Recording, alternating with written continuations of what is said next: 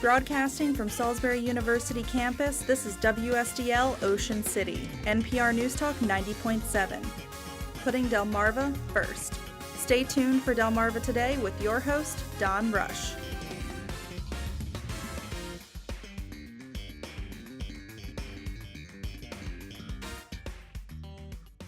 It's been 16 years since the attacks on 9/11. Welcome to Delmarva Today. This is Don Rush.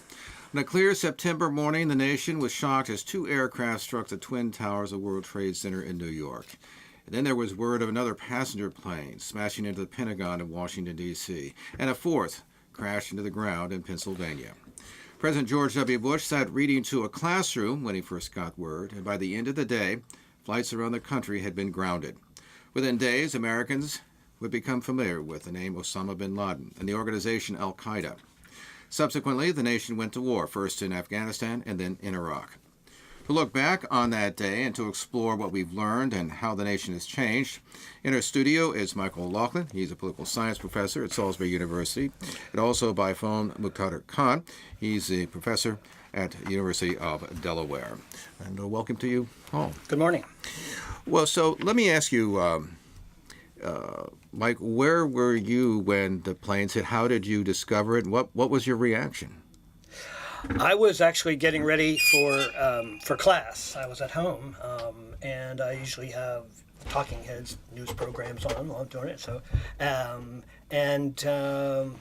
of a sudden, I saw the first tower hit, and it was an unbelievable sight, of course. And so I had enough time to stay for at least a half hour or so into that morning, and then I had to go off to class. But that was my initial experience of it.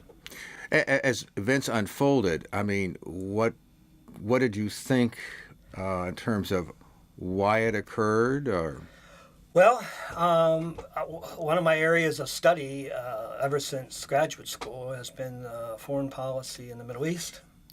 And my initial reaction was this was blowback from to American foreign policy. That is clearly unjustified, but that this was not, I didn't have the experience that, oh my God, how in the world, why did this happen? I said, no, I understand. I understood almost instinctively why this was happening in some general sense as an act of terrorism coming from that part of the world to the United States, and the reaction to perception of grievances against American foreign policy. I mean, I must say, by the way, I was actually in Washington, D.C. at the time, sitting in a small office, not really, preparing for whatever story I was going to prepare for, right? And I got this phone call and said, hey, did you hear about this plane crashing into the World Trade Center? And of course, my immediate reaction was, well, it's probably some small plane. It's, something came off course. I mean, it's okay, fine. And then, of course, I turn on the TV and I see the second plane crash into the tower. And as a result, I said, oh my gosh, I guess we're going to have to do something. And then, of course, we got word, obviously, that the Pentagon a short time later. And, of course, then we went on the air at 10 a.m. and we're on the air, I guess, all afternoon. And the thing that really struck me was how little everybody really knew. I mean, you got all these really strange reports. Like, for example, in Washington, D.C., apparently there was some smoke that was obviously drifting from the Pentagon, and somebody thought that actually some bomb had gone off at the State Department. That was one of the early reports. Yes. Right.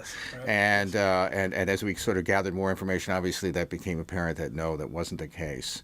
So what did you make of the Bush administration's first reaction? I mean, obviously it took everybody by surprise. I mean, I know there was a report, and we can talk a little bit about that later, but they seem to be really caught off guard. Yes, and that was remarkable, given in the light of the fact that they certainly our intelligence services were aware of how terrorists can attack countries and how they do run planes into buildings and the like. And but it was clear that Bush himself uh, had not been focusing on this kind of possibility, and was clearly taken aback and unprepared for immediate kinds of reactions at that point. Because I mean, it's as I understand it, that most of the discussions that were taking place inside the administration were actually discussions about Iraq. Now, part of that is a result of, to be fair, part of that was a result of the fact that sanctions have been on for a very long period of time, that various countries, including the French and the Russians, were tiring of them, the community in general, because they thought they'd pretty much gotten everything that they were going to get. And that they decided to, matter of fact, I remember Colin Powell during that first year talked about smart sanctions, in order to lift the burden off of the Iraqi people themselves and to try to more target them. And that was really the focus, I think, of the Bush administration in that run up to 9/11 before they looked at al-Qaeda. And to be fair to them, there was intelligence, and there was a report that we mentioned a moment ago indicating that they were looking at striking at the United States. But from their perspective, pre-9/11, such an attack, particularly one that was so successful, just wasn't on the radar screen.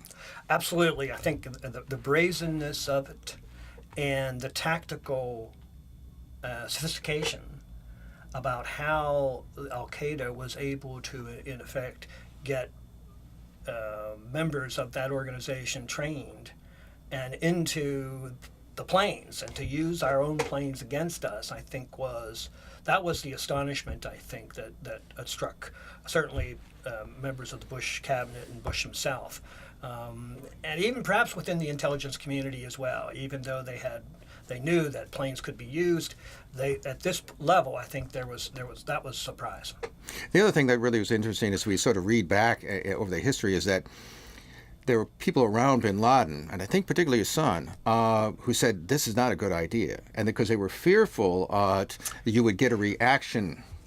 Yes, well, certainly there was a split within, I think, al-Qaeda, because that was one worry, but the other manipulation here was that's precisely what we want. We want the United States to react and get deeply enmeshed in the Middle East and further undermine the credibility of the United States as being a good worker in the world.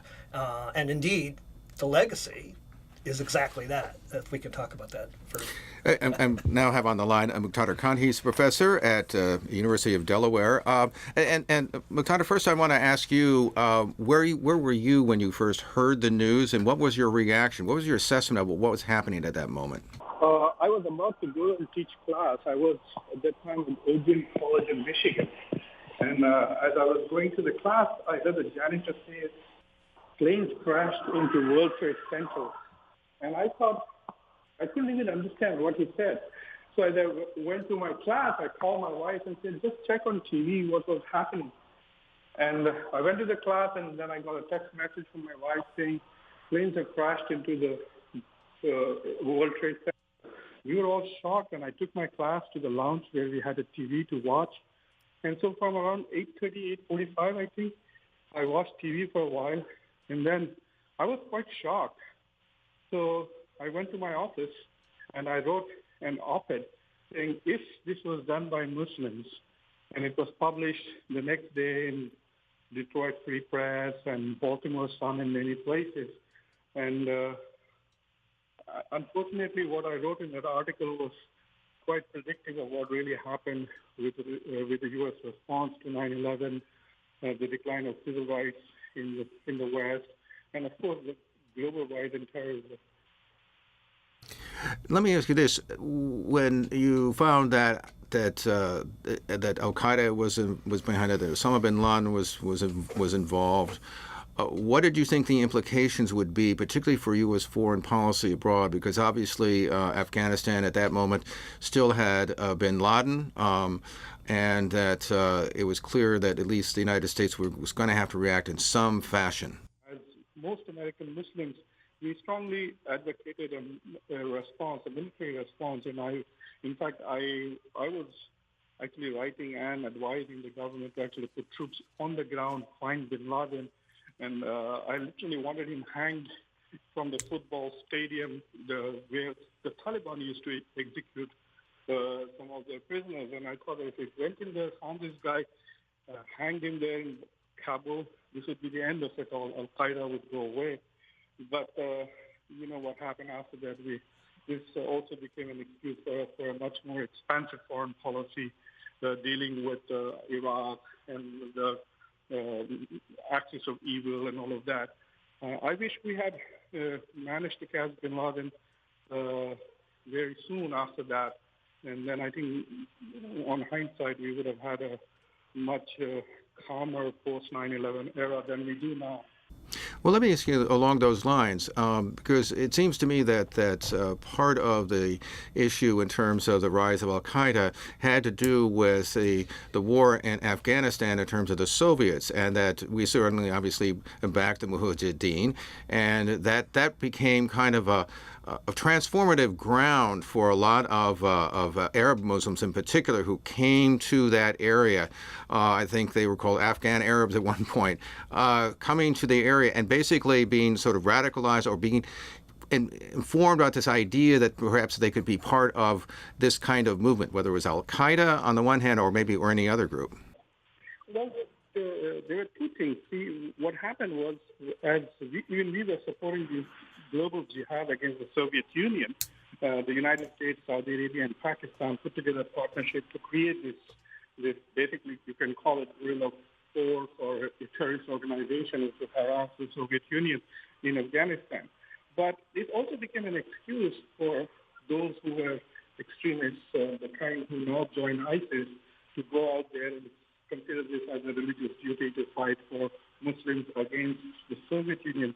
It was easy to get people upset with the Soviet Union because in Arabic and Muslim languages, Soviet Union was addressed as a godless nation, an atheistic nation, because they were communists. But what also many Arab nations did was they got many of their criminals and prisoners to say, look, you're going to rot here forever. Why don't you go and fight in Afghanistan? So a lot of criminal elements went there, and bin Laden was providing the word Al-Qaeda means base. He had a house in Peshawar where he basically kept a database of these people so that when they died, their families could be informed about them. And then when the Iraq war started, at that time, bin Laden realized that he had an email list or whatever, database of 100,000 Afghan Arabs that he could mobilize. So that gave him an idea that, well, I can be a force too. And of course, a lot of this thinking came from Zawahiri, who was much of the brain. Bin Laden was more or less like a poster child that was used for fundraising and propaganda.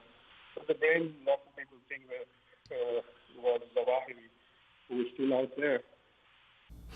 Michael, I'm going to turn to you. So what do you make of what do you make of this? I think that in hindsight, I mean, the legacy is a troubled legacy because what do we have? We have essentially, we are deeply engaged still in war, 16 years in Afghanistan. We're still engaged, of course, with the Iraqi effort to put down ISIS. The religious sectarianism is worse now than it was previously. We've helped to unleash really the gates of hell with regard to the barbaric character of ISIS.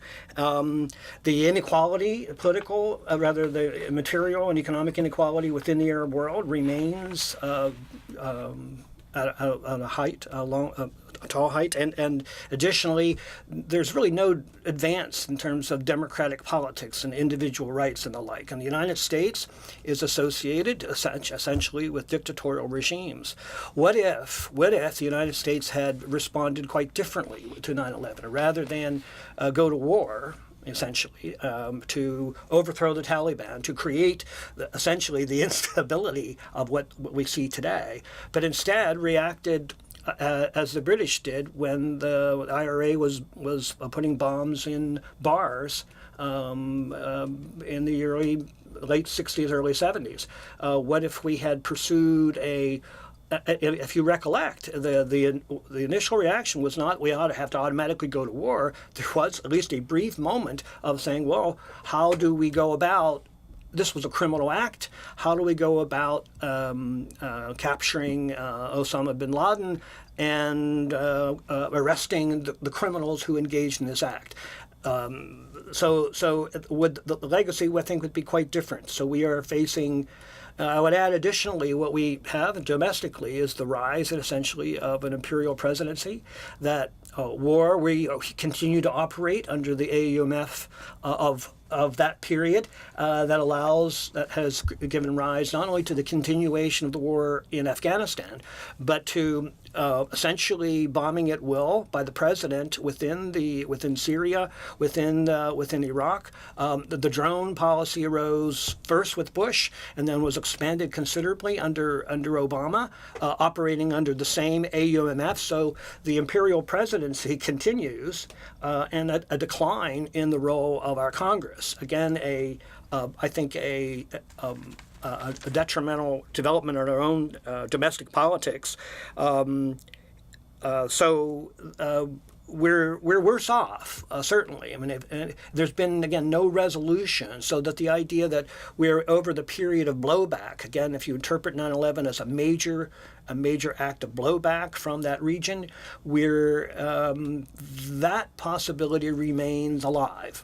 Of course, we should note, by the way, that there was a bombing in London. We do not know exactly who was responsible for it.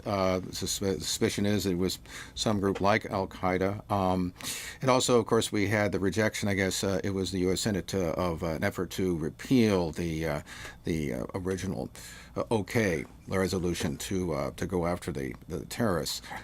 But all that stands kind of in contrast to the position that President Trump took, certainly during the presidential campaign, in which he ridiculed the invasion of Iraq, said that was a waste of time, and seemed to be saying, in effect, we got to be done with Afghanistan. Now, I realize that there's a certain campaign salesmanship involved with that, but there does seem to be, for the first time, particularly amongst conservatives and Republican electorate, an acceptance of the idea that maybe these things, the neocon vision that you've kind of described, is not necessarily acceptable. That if we pulled out, he wouldn't suffer.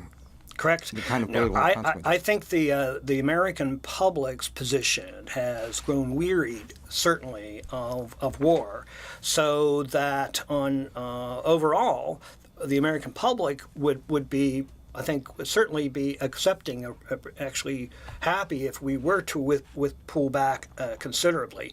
Hence, part of Trump's rhetoric during the campaign found resonance, I think, on that score. However, Trump, of course, speaks with forked tongue, because he'll say that on the one hand, and then he'll say the other, that you've got to simply obliterate these people, and you have to treat them as barbarians, and you just wipe them out. So it's not particularly surprising that once the generals got around Trump, they didn't have much trouble persuading him to stay in Afghanistan. In fact, to ultimately expand our footprint, I think. I mean, I think they're so, and that'll be in spite of where the public wants to go. So Trump is pursuing pretty much a foreign policy along the Bush line. Although the increase in troops is much smaller, fairly small. Yeah, to be sure, we're not seeing a surge of 100,000, for example. To be sure, but it is continuing, and it is contrary to some of the campaign rhetoric that Trump engaged in during the campaign. I want to play for you. We went out and chatted with some people about what they thought, where they were, obviously, when they heard that the towers had gone down, and their own sense about where the country is. We'll go to that and then come back on the other side. I was at General Services Administration in Washington, D.C., across the river from the Pentagon when it hit 9/11. So they evacuated our building. It was complete chaos. Metros were shut down, no phone communication, and it took them about 4 or 5 hours before we could even get transportation to get out of D.C. I just remember it was traumatizing, glued to the TV, couldn't look away. I had a newborn son who was born that year, and it just really hit home that those were other people's family and children, and it was definitely real. It was shocking. I was living in Berlin that morning. I remember I just woke up, was lying in bed, And I thought to myself, what's going on? And then I realized when the second plane came, I went, oh my God. 93. And the Pentagon, I had friends that worked there. It was a very, very hectic day, very scary. I thought it was going to be a continuing thing, like it was going to continue happening. I was pretty scared, not going to lie. I just remember just like people were just pulling people out of school, that we had to just stay, where we were. Yeah. I just remember it was just like scary. And now watching the video, I just couldn't wrap my head around what happened, why it happened. And one of my friends at the point in time came out and he said, Greg, they just hit the towers. And I was pretty surprised, like, what? I was very shocked. And then afterwards, about a couple minutes later, the other one got struck. I thought it was very strange. I feel safe on a regular basis, but you just never know. I mean, how much can you control what other countries and other militaries are going to do, and why they would want to do it? I don't even understand that. I think that terrorism is still alive today. It may not happen to that scale, but it's happening every day, everywhere around the world, not just America. We haven't had one in 16 years, so I'm thinking we're on the right track. That, of course, was a series of interviews that we did. Tyler Simpson, our intern here, went out and talked to some people about where they felt that they were. I want to turn to Muqtedar because the thing that really struck me, particularly with the last presidential campaign, was that the current president campaigned on a ban on Muslim immigration. It's now been settled to about 6 countries, I guess, in terms of people coming across. The administration, of course, says it's not a Muslim ban. Well, it's a travel ban, what have you. That's being tied up in the courts. And that the whole business about terrorism being tied particularly to Islam and what we do about it seemed to come back full flush during the last campaign. How do you assess the atmosphere that we're in now, as opposed to, say, George W. Bush, who went out of his way to say this is a radical group and that we welcome American Muslims? Are you there, Muqtedar? Apparently not. Okay, so I'm going to turn to. So what do you make of this atmosphere that we have at this point, coming particularly out of that campaign? Well, I think that in that regard, President Bush did the American public a service, and that is, on the one hand, to say we've been grievously struck. And we must respond in some fashion, but at the same time said, look, this is our Muslim Americans are our brothers and sisters, and we must not allow this act to divide them from us. And I think that was, of course, the proper way to proceed. To protect civil rights and civil liberties of all Americans, and in dramatic contrast to the present president, who has, of course, pursued the opposite, saying essentially to demonize all Muslims simply because there are some Muslims who pursue violence against, in this case, against Americans, but other people as well. How do you assess, by the way, what I guess is generally sort of the war on terror? How does that compare to, say, for instance, the last sort of war we went through, which was the Cold War? I mean, obviously there's some real distinct differences. One, obviously, you had a specific set of nation states who had particular interests that they had to protect. We're looking at sort of these stateless organizations, which don't necessarily have a particular physical asset to protect. Again, I think what is difficult to grasp, I think, is the multiple motivations, I think, for a lot of these groups. And on the one hand, clearly they are anti-Western, and particularly strongly anti-American. Perceiving that American foreign policy has been destructive to their societies. At the same time, they are in various ways attempting to overthrow the existing governments of the nation states within which they live and work. I mean, Osama bin Laden was no friend of the Saudi regime. I mean, he was part of the millionaire class, to be sure, but he was one of those black sheep out there that was willing, was essentially trying to upset, to overthrow the existing structures of Saudi Arabia. I think ISIS, the formation of ISIS, is a similar kind of development that comes out of the sectarian battles, the internal battles, in this case, certainly of Iraq, and then bleeding out into Syria. So, and this, I think that it's a much more complex picture in that respect than we were dealing with during the Cold War. Well, one of the things that strike me is we're looking at ISIS, and in terms of territory, they've lost something like 78% of the territory in Iraq, lost about 58% of the territory in Syria. And one of the things people have noted is that they have alienated other various terrorist groups. There's a suggestion that Al-Qaeda, on the other hand, is on its way back in part, and I think his son, in particular, Osama bin Laden's son, as people have pointed to, actually made alliances with these people and have not necessarily gone out of their way to antagonize Western powers like Europe, the United States, as, say, for instance, ISIS has done. I mean, do you think there's a shift going on there?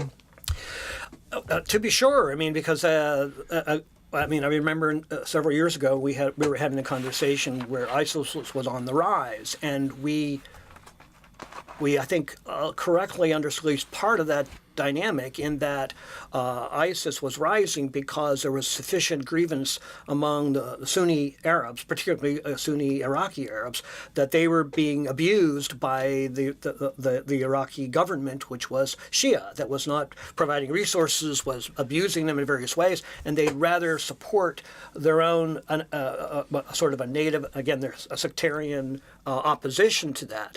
But now ISIS, of course, has been is being largely destroyed, but the grievances remain. I mean, one of the important, I think, dimensions of this that we have to keep an eye on is the rise of things like ISIS, the rise of organizations like Al-Qaeda and the like, come from major kinds of grievances within those societies, both against the United States, but against their own elite and governments within those states. And unless and until those grievances are addressed, we can expect the rise, the movement around. Once ISIS is no longer seen as an instrument for some kind of salvation, the people will gravitate to other organizations and other movements. So in this respect, at the end of this war, assuming that ISIS is indeed crushed, as it appears it will be, we should not expect that somehow that is the end of the internal dynamics and the internal conflict. Oh, so as we look forward, in the minute we have left, what kind of movement forward do you think the United States is going to take, or was this just going to simply simmer over a long period of time until the next guy comes along and so on? I mean, is there any end in this, as I guess the Cold War came to an end? I think that at present time, the prognosis for this administration, in my view, is an unhappy one, that I don't see. I see the support for example, Saudi Arabia's war in Yemen is an indication that it's a support for the use of state violence rather than negotiated solutions to these problems. I wonder whether or not, though, the disparities are so great, and the conflict, particularly between Sunni and Shia, is so great that this thing is going to spill over for a very long time, and it's going to be everybody's problem, not just the United States. We've been talking with Michael O'Loughlin. He is a political science professor at Salisbury University. Also earlier, we had Muqtedar Khan. He's a professor at the University of Delaware, and also heard from some of the local folks reacting to the 16th anniversary this week of the attacks on 9/11. This has been Delmarva Today. I'm Don Rush. Thanks for listening. Thank you for watching Delmarva Today, a production of Delmarva Public Radio. Production and audio engineering by Chris Frank. Hosted by Don Rush. For podcasts, visit delmarvapublicradio.net or subscribe to the Delmarva Today podcast on iTunes. Delmarva Today can now be seen on Pack 14.